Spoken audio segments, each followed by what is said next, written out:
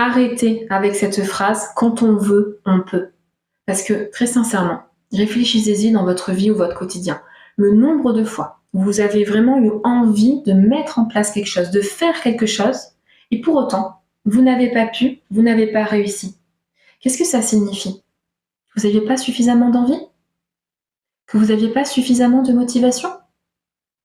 Prenons un exemple plus précis qui vous concerne peut-être vous ou un de vos proches sur, par exemple, l'envie d'arrêter de fumer, qui est d'actualité avec le mois sans tabac, ou l'envie de perdre du poids, d'actualité avec les fêtes de fin d'année peut-être pour certains et certaines.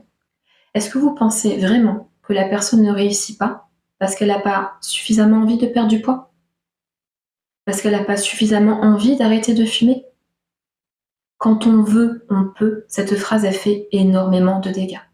Ce que je vous propose, c'est de venir la retourner et de dire plutôt quand on peut, on veut. Quand on a le pouvoir, on a la volonté et on va pouvoir réussir son objectif. Et là, déjà, quand on parle de pouvoir, bien pour certaines personnes, ça a une connotation consciente ou inconsciente négative qu'il va falloir déjà dépasser. Et pour autant, ce pouvoir personnel, il est important. Parce que dans l'atteinte d'un objectif, un des paramètres importants, c'est que ça dépend que de nous et pas d'une systémie.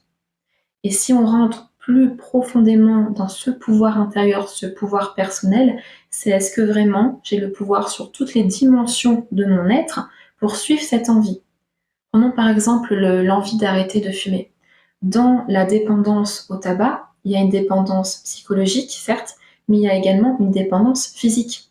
Est-ce que vraiment j'ai le pouvoir sur mon corps pour suivre cette envie d'arrêter de fumer?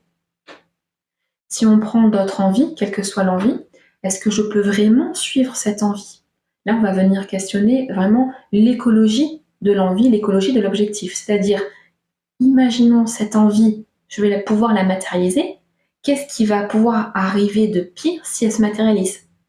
Des fois, il n'y a pas du tout de choses qui apparaissent, auquel cas c'est très bien. Si je réussis cet objectif, rien de pire n'arrivera et mon écologie, elle est OK. Mais des fois, il y a quelque chose qui émerge. Et auquel cas, c'est comment je peux suivre cette envie si je sais qu'il y a ça d'horrible qui va pouvoir surgir. Et là, justement, en questionnant cette écologie, il y a peut-être un travail à faire un petit peu avant pour venir débloquer, faire monter des prises de conscience et peut-être modifier certaines choses.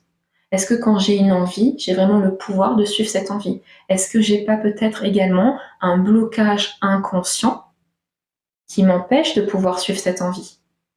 Est-ce que j'ai pas une envie tout simplement inconsciente qui est le contraire de cette envie consciente?